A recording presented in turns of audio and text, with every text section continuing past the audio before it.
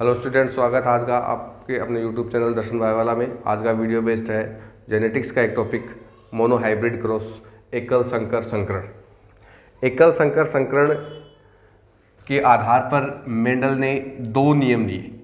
एकल संकर संकरण के आधार पर मेंडल ने दो नियम आधारित है, मेंडल के नियम। और मेंडल के नियम जो है जो कि एकल संकर संकरण पर आधारित हैं, उनमें से एक नियम तो है प्रभाविता का नियम। कौन सा नियम है?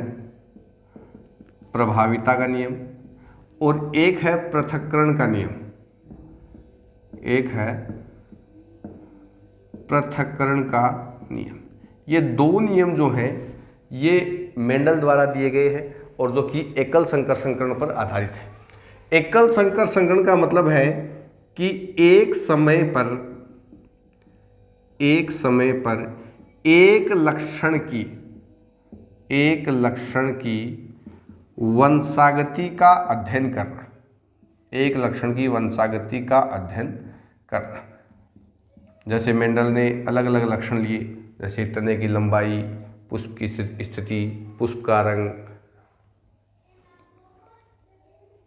उसी प्रकार से हम एकल संकर संकरण में एक समय पर एक ही लक्षण की वंशागति का अध्ययन करते हैं।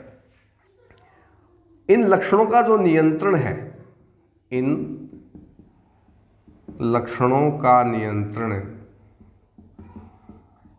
जीनों के द्वारा होता है।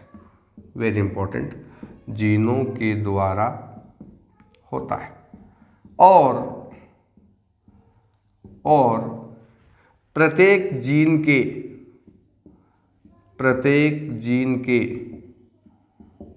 कम से कम दो युग्म विकल्पी होते हैं।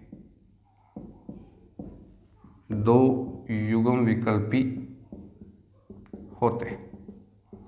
कई बार तीन भी देखने को मिलते हैं। जैसे जब हम मानव में ब्लड की वंशागति देखते हैं, blood group A B O, तो उसमें हमें तीन तीन युग्म विकल्पी भी देखने को मिलते हैं। लेकिन मोस्टली देखा गया है कि जो जीन के जो युग्म विकल्प होते हैं वो दो ही होते हैं।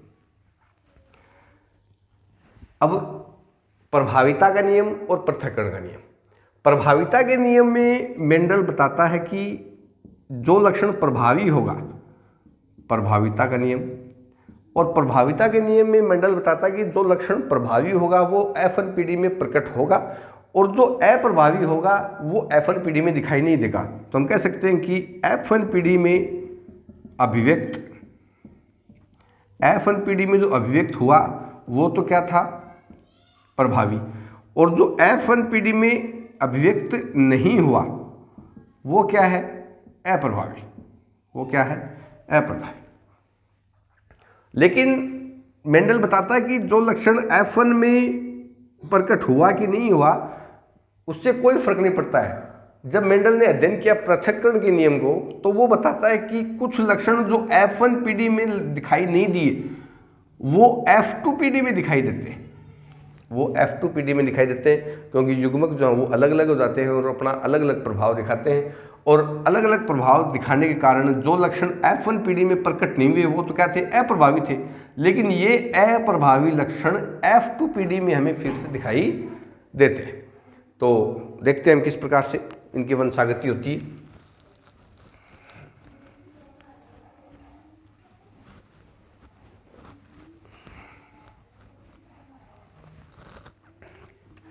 जैसे मेंडल ने एक लक्षण लिया तने की लंबाई। क्या लिया? तने की लंबाई। अब तने की लंबाई में एक तो पौधा है वो लंबा है और एक पौधा कैसा हो सकता है? बौना हो सकता है। लंबे पौधे को हम डिनोट करते हैं कैपिटल टी से, और बौने पौधे को हम डिनोट करते हैं स्मॉल टी से। इसका मतलब अगर ये टी इसके प्रभाव को दबा रहा है तो ये तो क्या हो गया? प्रभावी। और ये क्या हो गया? अप्रभावी। अगर F1पीडी में ये दिखाई नहीं दे रहा हमें तो बोना अपने आप में क्या है? अप्रभावी लक्षण। तो जब हम एकल संकर संकरण करते हैं, क्या करें? एकल संकर संकरण, एक समय पर हम एक ही लक्षण लंबाई का अध्ययन करें तो देखते हैं कि किस प्रकार से हमें इनका जीनोटाइप और फिनोटाइपिक रेशियो मिलता है। तो हमने मान लो कि ये लंबा पौधा ले लिया और एक बोना पौधा ले लिया।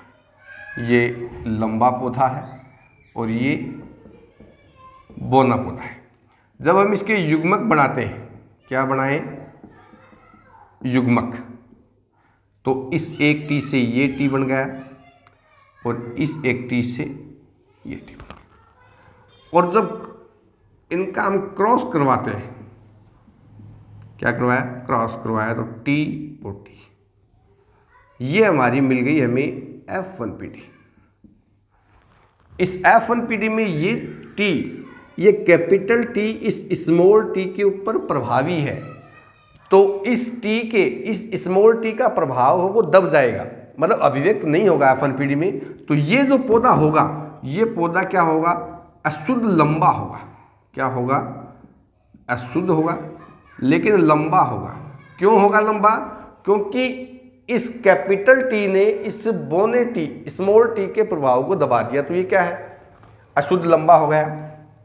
और ये हमारी F1PD मिल गई हमें। अब इस F1PD में हम क्या करवाएं? शव परागण करवाएं। क्या करवाएं? शव परागण। शव परागण का मतलब है एक ऐसे ही दूसरे पौधे को लेंगे जो क्या है? अशुद्ध लंबा है। इसका मतलब हम किस प्रकार से क्रॉस करवा रहे हैं? TT cross TT। तो जब हम इसके गैमेट्स बनाते हैं तो एक टी ये बन गया, एक टी ये बन गया। तो जब गैमेट्स बनाते हैं आगे चल करके,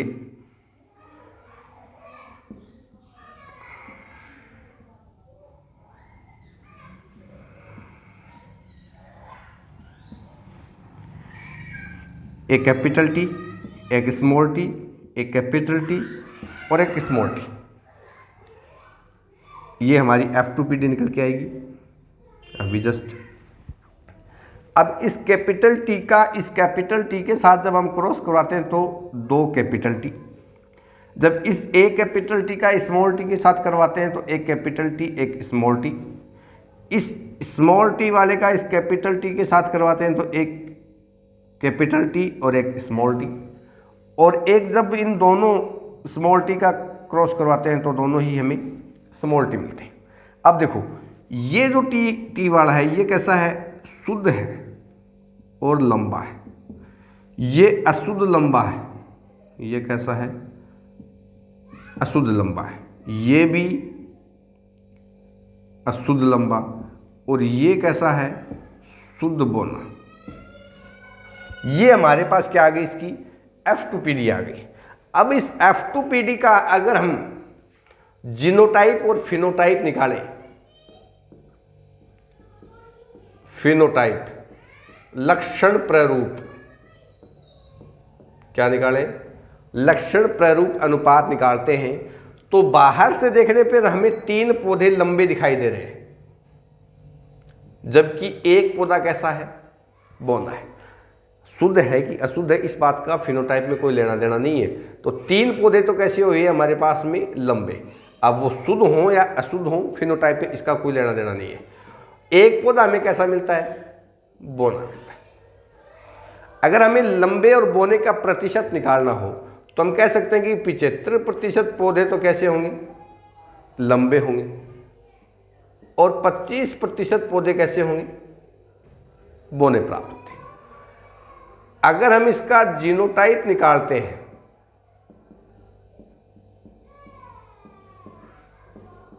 जीन प्ररूप अनुपात निकालते हैं, तो जीन प्ररूप अनुपात में हम इन जीनों की संरचनाएं देखते हैं। क्या देखते हैं? संरचनाएं देखते हैं। तो दोनों कैपिटल टी हो इस प्रकार का हमारे पास में एक पौधा है। एक कैपिटल टी हो एक स्मॉल टी हो, इस प्रकार का हमारे पास 2 पौधे हैं, एक और 2, और दोनों ही कैपिटल टी हो इस प्रकार का हमारे पास एक पौधा है। एक पौधा हमारे पास में जो है वो क्या है? शुद्ध लंबा है। 2 पौधे हमारे पास में अशुद्ध हैं और लंबे हैं, और एक कैसा है? शुद्ध बोना है। तो अगर हम इनके जीनोटाइप और फिनोटाइप की अगर बात करें तो इनका फिनोटाइप तो हमें प्राप्त हुआ 3:1, और अगर हम इनके जीनोटाइप की बात करें तो जीनोटाइप 1:2:1 हमें प्राप्त होता है। यदि हम इसका प्रतिशत निकालें तो ये देखो 2 है, इसका मतलब अशुद्ध लंबे हमारे पास में कितने हैं? 50% है। शुद्ध लंबों का जो प्रतिशत है वो कितना है? 25% है। और शुद्ध बोनों का भी प्रतिशत कितना है? 25% है। तो इस प्रकार से हम एकल संकर संकरण का अध्ययन करते हैं और एकल संकर संकरण के आधार पर किस प्रकार से मेंडल के प्रभावी नियम और पृथक्करण वाले नियम है वो आधारित है। जैसे यहाँ तक का जो नियम है वो हमारा एक तरह से हमें पड़ेगी, ये प्रभाविता वाला नियम है। यहाँ तक का जो नियम लागू होता है वो कौन सा है? प्रभाविता वाला नियम है कि इसमें जब लंबे पौधे का क्रॉस बोने पौधे के साथ करवाया गया तो एक अशुद्ध लंबा पौधा प्राप्त होता है। इसमें जो लक्षण प्रकट हुआ वो प्रभावी था, जो नहीं प्रकट हुआ वो अप्रभावी था। लेकिन जब हम F2PD निकालते हैं, स्व परागण करवाते हैं, F2PD निकलवाते हैं, तब हम देखते हैं कि सभी गैमेट्स जो हैं वो पृथक हो जाते हैं, जो कि पृथक्करण के नियम की ओर इंगित करता है। और इसमें हम देखते हैं कि जब गैमेट्स अलग अलग हो जाते हैं तो यहाँ पर हमें शुद्ध लंबे भी मिलते हैं, अशुद्ध लंबे भी मिलते हैं और शुद्ध बोने भी दिखाई देते हैं। तो स्टूडेंट्स, ये कंप्लीट वीडियो था हमारा मोनो हाइब्रिड क्रॉस का। आने वाले टाइम में हम जेनेटिक्स की और भी अनेक वीडियो लेकर के आते रहेंगे। तब तक आप हमारे चैनल पर बने रहें, वीडियो को लाइक करें, शेयर करें, सब्सक्राइब करें। Thanks for watching video. अगर आप इसका स्क्रीनशॉट लेना चाहते हो तो ले सकते हो।